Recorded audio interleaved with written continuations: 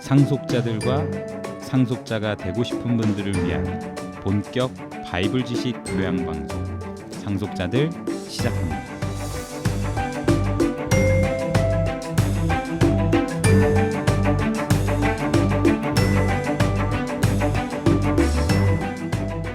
안녕하세요. 상속자들의 시호입니다.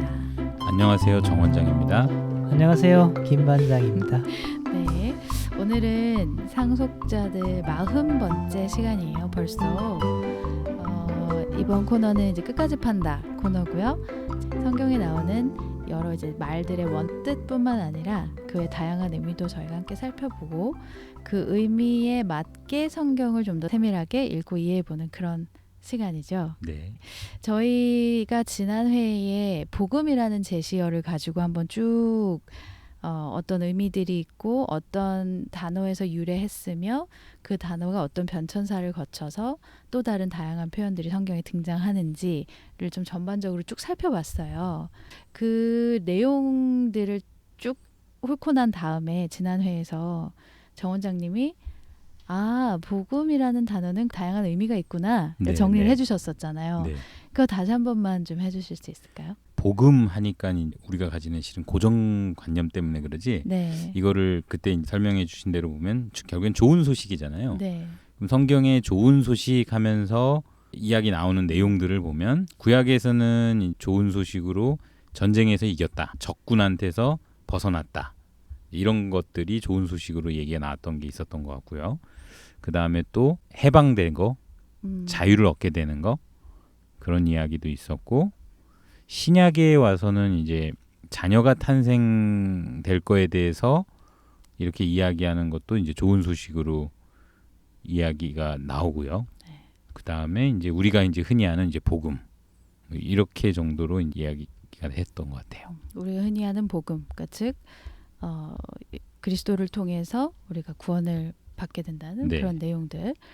네, 그렇게 한 5가지 정도를 알아봤어요. 혹시 최근에 뭐 개인적으로 좋은 소식 없으신가요? 전쟁에 이긴 적도 없고 자유와 해방이 얻은 것도 없고 아니 꼭 그런 복음이 아니더라도요.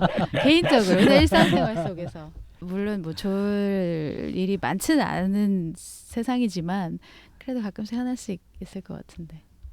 좋은 소식이요. 네. 둘 다 전혀 없으신 듯한 가끔 표정이에요. 그 생각이 나네요. 무소식이 희소식이다. 정 원장님은 또 좋은 소식 없으세요?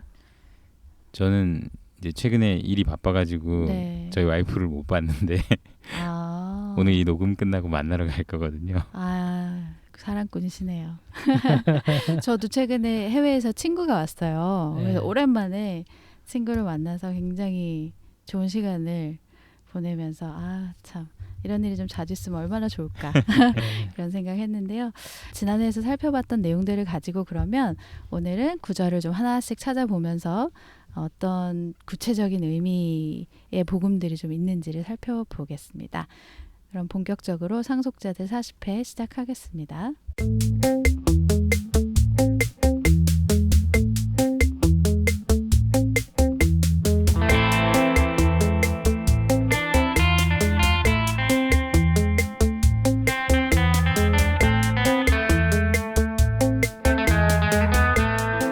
저희가 본격적으로 구절 하나씩 좀 보기 전에요. 소식에 관련된 속담을 제가 2가지를 찾아왔어요. 네. 한 가지는 조금 전에 김 반장님이 딱 흘려주셨는데 무소식이 희소식이다라는 속담이 있잖아요. 네. 영어에도 똑같은 속담이 있어요. No news is good news. 그 의미가 뭔지 혹시 아세요? 맨날 들리는 소식이 나쁜 소식밖에 없어서 그런가요? 그래서 소식이 아예 없는 게 네. 희소식이다. 그런 것 같네요. 네네, 그렇대요. 그래서 보통 잘 지낼 때는 연락이 없잖아요. 네. 그러다가 무슨 일이 있을 때 주로 연락을 하게 되니까 오히려 소식이 없는 건 무사히 잘 있다는 뜻이구나 라는 이제 의미의 속담이죠. 이건 속담이 아니라 사자성어인데 함흥차사라는 말도 아시죠? 예. 뭐 유래를 뭐 잠깐 말씀드리면 옛날에 이제 저희 조선의 초대 왕이셨던 태조 가 이제 아들이 하도 왕위 다툼을 하는 거에 질려가지고 이제 왕권을 넘겨주고 함흥으로 떠나시잖아요. 네. 그래서 태종이 아버지가 계신 함흥으로 계속 사절단을 보내는데 안 와. 아무도 소식을 가지고 안 와. 그래서 함흥차사라는 이제 말이 붙었는데 그거는 또 무슨 뜻이에요? 그러면 소식이 와야 되는데 소식 안 오니까 와야 되는데 안 오는 거예요. 깜깜무소식이네. 네, 깜깜무소식이죠. 아, 말 깜깜무소식. 그대로. 그러면 아까 무소식이 희소식이라고 했으니 예, 예. 깜깜무소식은 정말 희소식 아닌가요? 뭐 하여튼 우스갯소리를 가지고 와봤는데 어쨌든 기다리는 소식이 없거나 더디 와서 오히려 걱정을 한다라는 그런 의미가 있죠.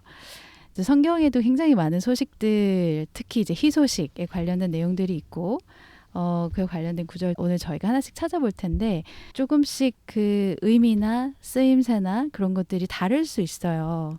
저희가 지난 회에서도 살펴봤지만 복음 혹은 희소식, 기쁜 소식 이런 게 다 같은 의미인데 쓰이는 맥락이 조금씩 다르더라.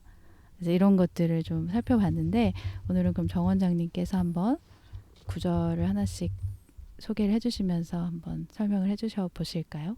네. 일단 이번에는요. 복음 하면은 지난번에 설명해 주셨다시피 구약에는 없잖아요. 복음이라는 단어가. 네. 그래서 이제 복음으로 과연 찾아야 되는가? 근데 복음이라는 게 결국에는 좋은 소식이기 때문에 그냥 좋은 소식하고 관련된 어떤 성경에 쓰여 있는 것들을 찾아야 되는 게 아닌가. 그래야지 복음에 대해서 찾았다라고 볼 수 있을 것 같아서 좋은 소식의 개념으로 나온 들부터 한번 찾아봤는데 아까 그 네 가지 정리해 네네, 주신 거 그쵸. 순서대로 네. 한번 해볼게요. 그게 이제 첫 번째가 이제 전쟁에서 뭔가 이겼다. 아니면 적이 우리를 둘러싸고 있는 데서 적이 물러갔다. 이제 이런 내용들인데 이제 첫 번째로는 열왕기 하 7장 9절 10절인데요.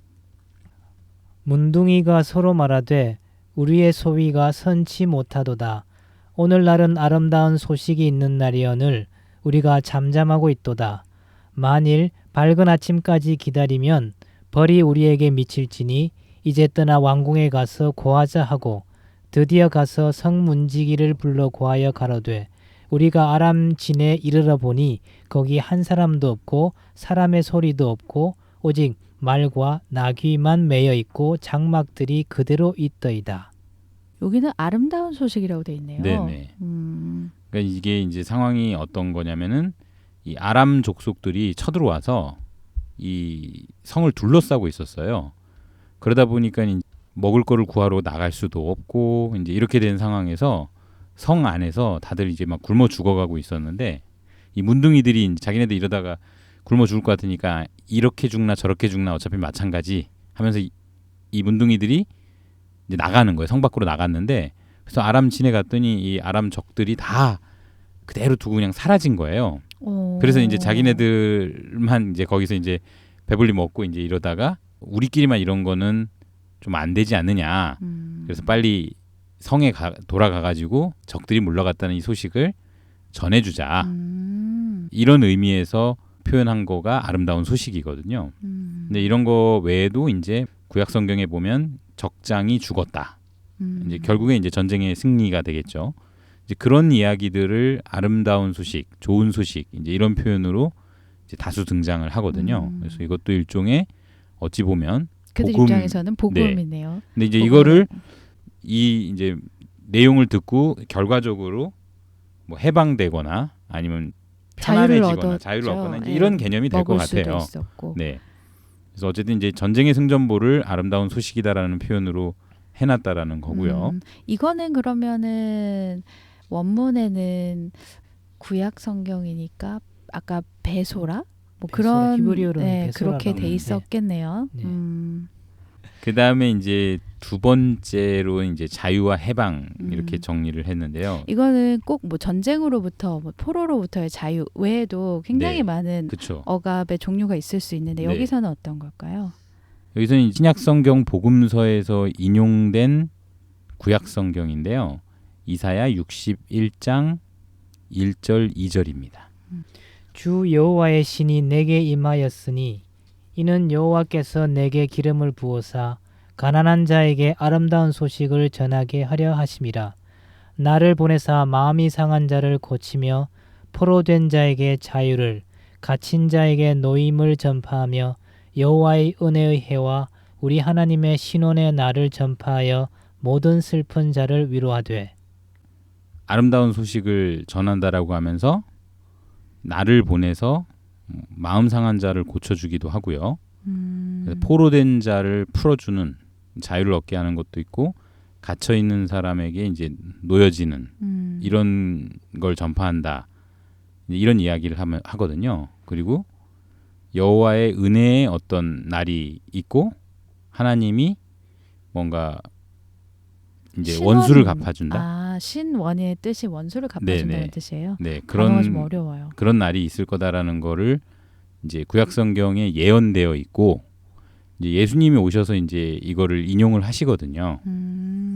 여기서 말하는 아름다운 소식이라는 건 뒤에 나온 대로 갇혀 있는 거에서 해방, 이제 이런 개념으로 설명이 되어 있죠. 네. 모든 매임에서 풀어주는 네. 네, 그런 상황을 아름다운 소식을 전한다라고 표현을 한 구절이네요. 근데 이제 이 구절 외에도 이제 구약 성경의 시편이나 이런 여러 구절에서 비슷한 내용들이 나오는데요. 이 복음, 이 아름다운 소식의 결과가 이제 뭐냐라고 했을 때, 예를 들어서요. 만약에 적에게 잡혀 있는 상황이면 이제 적한테서 풀려나는 거잖아요. 네.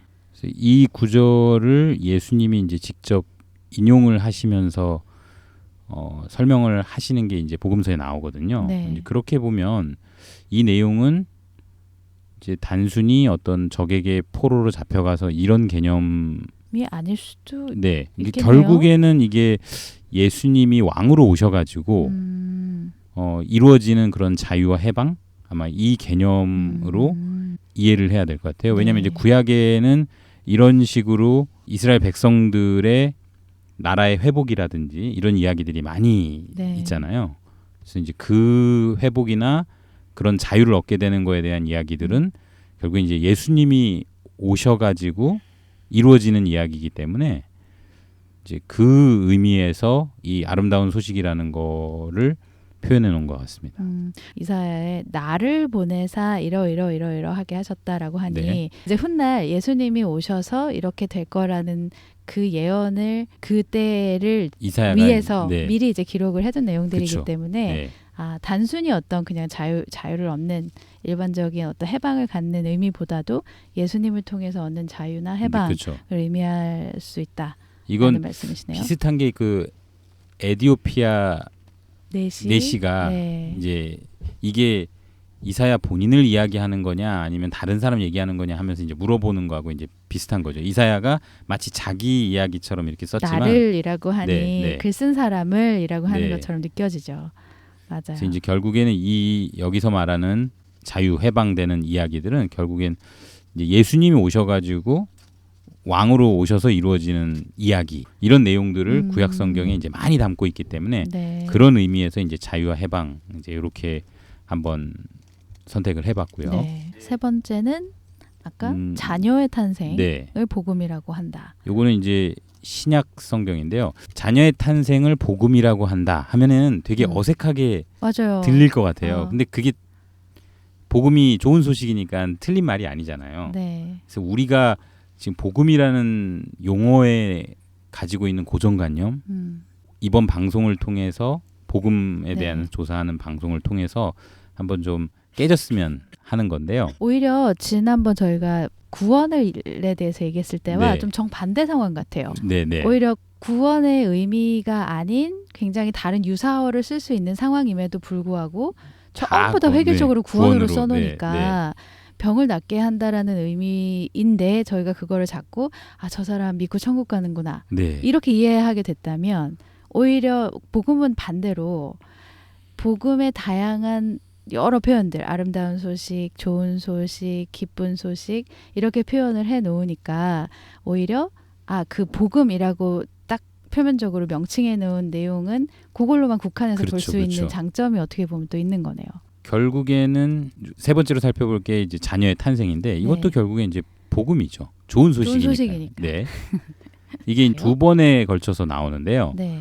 신약 성경에서는 좋은 소식을 어떤 자녀가 태어난 걸 좋은 소식이라고 했는지를 보니까 세례 요한이 이제 태어나게 될 거다라는 거를 천사가 사가랴 제사장한테 이야기를 해줘요. 그러니까 세례 요한의 부모님들. 네. 네. 그래서 그 이제 두 분이 이제 나이가 많은 상태였기 때문에 그걸 이제 얘기를 해주거든요. 그게 누가복음 1장 19절에 나옵니다.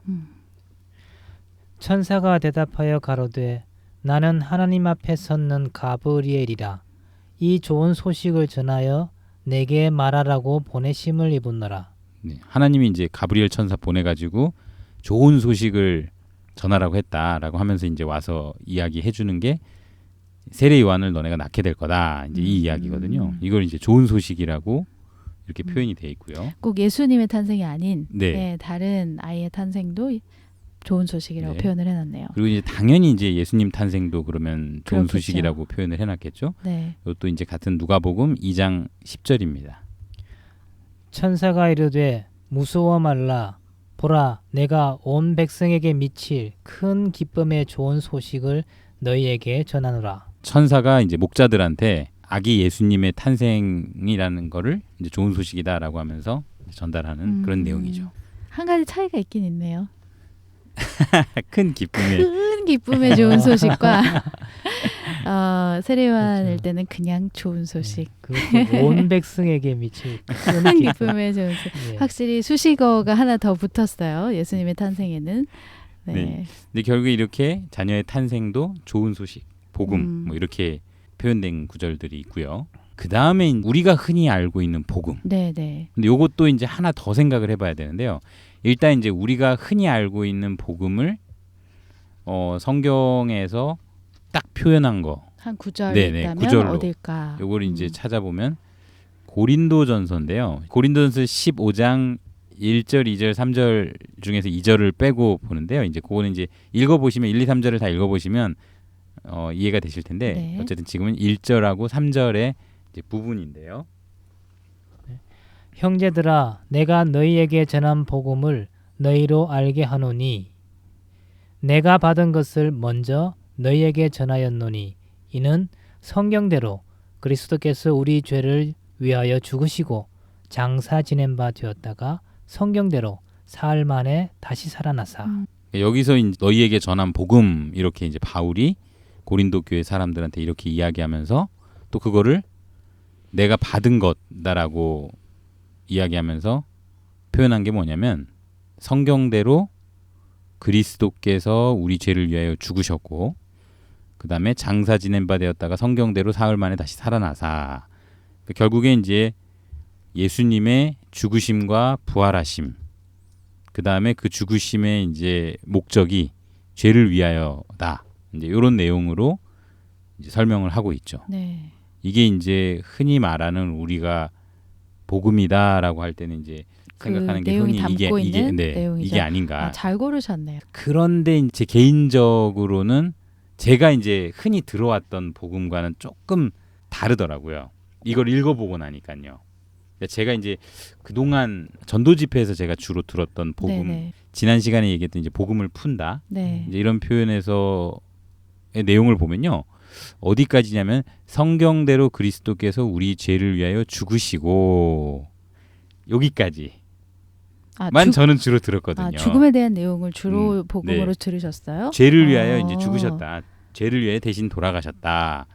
이제 그로 인해서 제가 사해졌다. 이제 이런 얘기를 듣는 게 저한테는 이제 복음의 핵심 성경에서 내용이군요. 복음이다라고 이제 저는 알고 저는 그렇게 이제 전도 집회에서 배웠었거든요. 그렇다고 하면 그 뒤에 나오는 사흘 만에 다시 살아나사라는 그 부활에 대한 내용은 상대적으로 많이 접하지 못하셨다라는 그쵸. 의미인가요? 네. 그리고 이제 이 고린도전 15장을 읽어보니까 네. 거의 거의 부활 얘기더라고요. 뒤에 설명은 다. 죽으심보다는 부활에 네, 대한 네, 내용. 다른 코너지만 그 신비한 바울 편지에서 사도행전에서 쭉 이제 나오는 사도들이 전했던 복음의 내용들을 하나씩 살펴보고 있잖아요. 네. 그리고 예수님도 분명히 너희가 예루살렘으로부터 시작해서 유대와 사마리아 그다음에 땅끝까지 내 증인이 되리라라고 하셨는데 그 증인이 무엇에 대한 증인이냐라는 얘기를 이제 했었을 때 네네. 부활의 증인이었다. 라는 내용을 이제 보면서 정말 사도들이 예수님의 죽으심은 물론이거니와 오히려 부활을 굉장히 큰 의미를 가지고 전했구나라는 걸 볼 수 있었는데 오히려 이제 정 원장님 얘기를 들어보면 일반적으로는 그 부활에 대한 내용보다는 오히려 이제 죄 사함을 위해서 죽으셨다라는 내용이 전도 집회의 어떤 주된 내용이었다라는 네. 내용이신 거죠. 이제 이게 왜 그런지를 생각을 해보면 일단은요. 이제 우리가 방금 전에도 살펴봤지만 자유와 해방 요거 얘기하면서 예수님이 결국에 왕으로 오셔가지고 그 모든 거를 이루어 주시는 거잖아요. 근데 이제 예수님이 죄를 위하여 죽으시고 끝나버리면 이제 왕으로 못 오시는 거예요. 왕으로 그렇죠. 오시려면 반드시 부활을 하셔야 다시 된다는 거예요. 살으셔야죠. 그래서 결국에 중요한 거는 왕으로 오신다가 핵심이기 때문에 반드시 부활을 하셔야 된다라는 거예요. 그게 강조점이다 보니까 오히려 죽으셨다는 것보다 부활이 부활하심에 이게 큰 의미를 강조를 가지고 있었군요. 둔 것 같고 그다음에 이제 이 유대인들한테 이야기한 거 말고도 교회한테도 이 부활이 어떤 의미가 있는지 이게 얼마나 중요한 건지에 대한 설명들이 가득 있더라고요. 성경에 보니까. 그래서 결국엔 이 부활했다라는 게 굉장한 의미가 있는 거고 그래서 성경 표현에서 그냥 부활의 도 이렇게까지 표현을 했구나. 그리고 이 고린도전서 15장에서는 결국엔 그 부활에 대한 얘기가 이렇게 가득 있는 게 아닌가 이런 생각이 들더라고요. 네. 네. 그러니까 지금 복음의 이제 네 번째 의미로 저희가 흔히 알고 있는 복음의 내용을 한번 짚어주신 네. 건데 죽으심도 물론 아주 중요한 복음의 내용 중에 하나이지만 실질적으로는 특히 이제 후반 서신에 나오는 많은 내용들은 부활의 복음을 훨씬 더 많이 강조해서 전하고 있더라라는 지적을 해주신 것 같아요.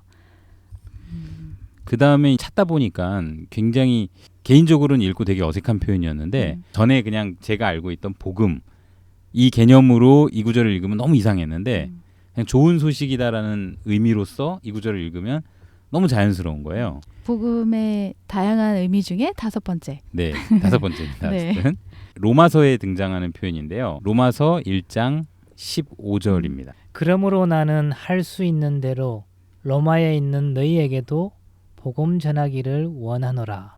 왜 어색하다라고 느꼈냐면 지금 보니 그러네요.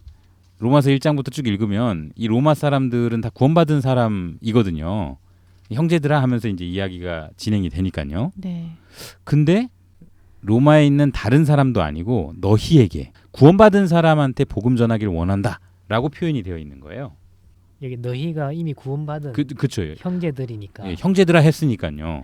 믿지 않는 사람들에게 전하는 걸 저희가 복음이라고 말을 네. 하는데 지금 정 원장님 말씀은 이미 구원받은 사람들한테도 복음을 전한다라고 네. 하는 표현이 굉장히 새로웠다. 이 로마에 있는 사람들이 어떤 사람들이냐면 이제 오순절에 베드로가 전하잖아요. 그 복음을 예수님의 죽으심과 부활하심을 전하고 그래서 이제 구원받은 사람이 돌아가서 형성된 게 이 로마 교회인데 그 로마 교회한테 바울이 또 좋은 소식이 있다라고 하면서 전하면서 쓰는 편지인 거예요. 마치 이런 거네요.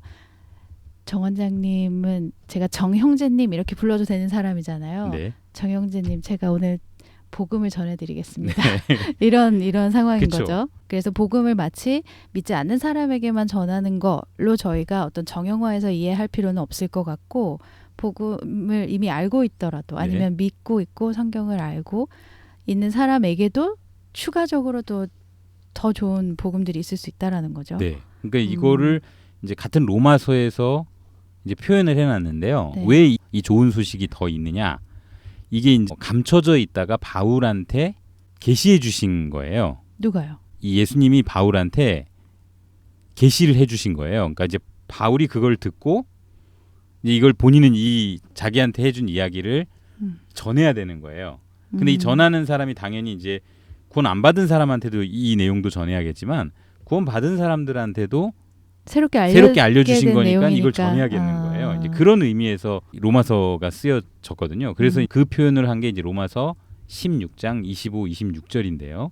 나의 복음과 예수 그리스도를 전파함은 영세 전부터 감추었다가 이제는 나타나신 바 되었으며 영원하신 하나님의 명을 쫓아 선지자의 글로 말미암아 모든 민족으로 믿어 순종케 하시려고 알게 하신 바 그 비밀의 계시를 쫓아 된 것이니 이 복음으로 너희를 경고케 하실 이거를 보면은 이제 특이한 표현이 나오는데 바울이 처음에 나의 복음과 이렇게 이야기를 했어요. 마치 자기의 복음, 그러니까 바울의 복음 하면 이상하잖아요. 네. 근데 이거를 바울이 전하는 좋은 소식, 바울한테 알려줘가지고 바울이 알려주는 좋은 소식 이렇게 이야기를 하면은 네네네 이해가 네. 더 쉬워요. 그러면 이제 어색하지가 않은 네. 거예요.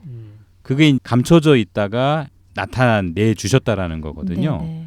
갈라디아서에서는 이제 계시로 알려주셨다라고 하잖아요. 바울은 직접 이렇게 막 계시도 받고 막 그랬나 보네요. 네, 거의 과외 아닌가요? 과외? 예수님이 직접 해주시는 과외? 개인 가해 받은 개인 것 과외. 같아요. 와, 그래서 이방인을 위해서 택정하셨다라고 했나 네. 봐요. 바울이란 사람을. 근데 이제 우리가 신비한 바울 편지 하면서 사도행전 앞부분을 공부를 했을 때 그때는 이제 다 유대인들한테만 전했었잖아요. 초반에는요. 그렇죠. 지역도 네. 유대인들이 사는 아예 지역이었고. 유대인들만 이야기했는데 이방인들 그리고 이 로마서 방금 16장에서는 모든 민족으로 순종케 한다. 이런 표현이 있는 걸 보면 결국에 유대인들만이 뿐만 아닌 아니라 모든 민족이라는 거를 이 대상이 되고 그러면서 새롭게 바울을 통해서 계시해 준 내용이 있고 바울은 그 기쁜 소식을 이제 전하고 싶은 마음에 이 로마서를 썼다라고 보면은 이 표현이나 이런 것들이 어색하지 않고 네. 아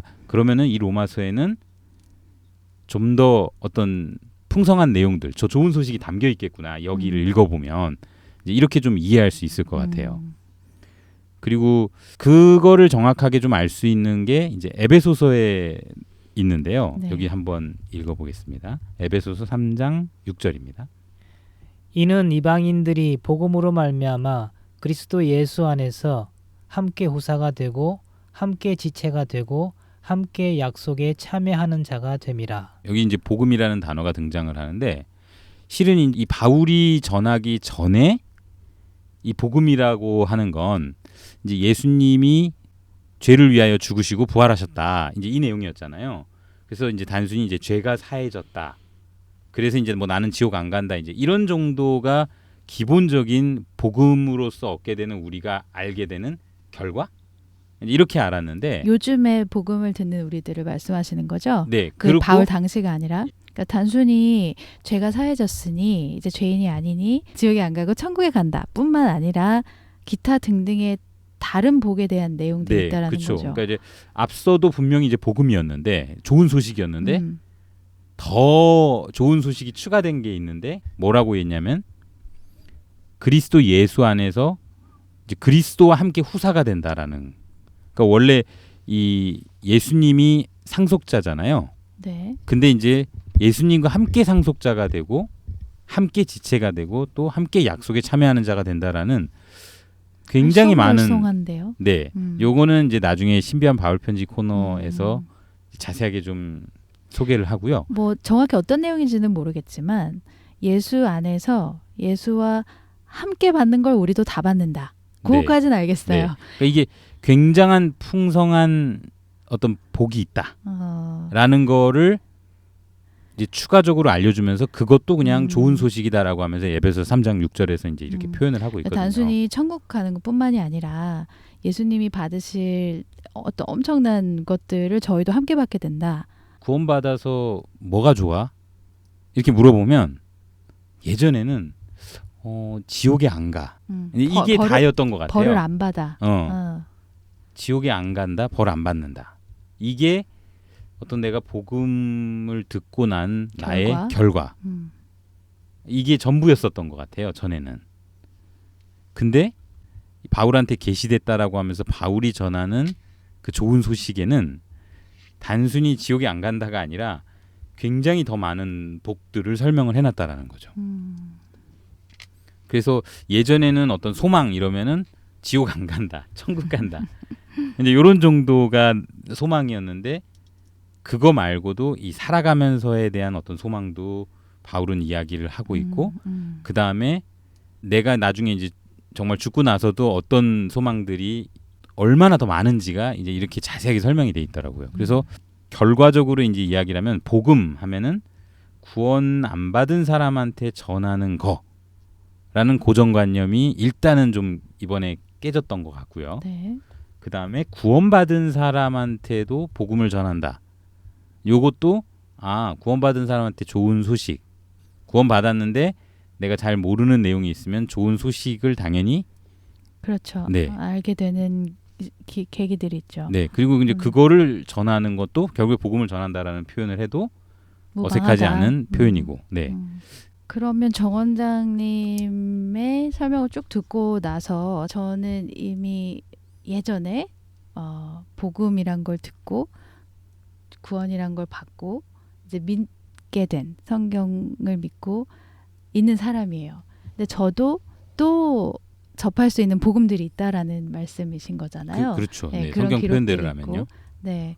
그래서 그게 이제 사실 좀 많은 청취자분들한테 생소하실 수 있을 것 같기는 해요. 그래서 오늘 이제 골라주신 구절들을 물론 화면에서 보실 수 있겠지만 직접 한번 보시면서 매번 그렇지만 이제 토막토막만 가지고 오잖아요. 근데 그거를 앞뒤 맥락을 쭉 살펴서 정말 그런지 살펴보시는 게 참 중요할 것 같아요. 그래서 정말 그러네. 앞으로 나에게는 그러면 또 어떤 좋은 소식들이 전해질까, 있을까? 성경을 보면 그런 내용들을 알게 될까? 그런 것들을 한번 같이 찾아가 볼 수 있는 시간도 있었으면 좋겠어요. 저도 비슷한데요. 어쨌든 이 복음이라는 단어 그 자체를 뜻을 반드시 1대1로 우리가 한정적으로만 바라보게 되면 성경 전체의 어떤 의미를 좀 제대로 파악하지 못할 수도 있다. 네. 라고 하는 생각이 들어요. 그리고 앞에 처음에 지난번에 했듯이 이 복음이라는 단어 횟수가 분명히 성경은 영어 성경이든 한글 성경이든 사실은 하나의 내용이잖아요. 네, 네. 근데 왜 한글 성경에는 복음이라는 단어가 123번 등장하는데 왜 영어 성경에는 그보다 적게 등장하느냐? 그러면 분명히 다르게 표현된 부분은 뭐냐 이거죠. 네, 네. 그럼 영어 성경이 맞다 그러면 한글 성경에서 복음이라는 단어를 잘못 번역한 것이냐? 네.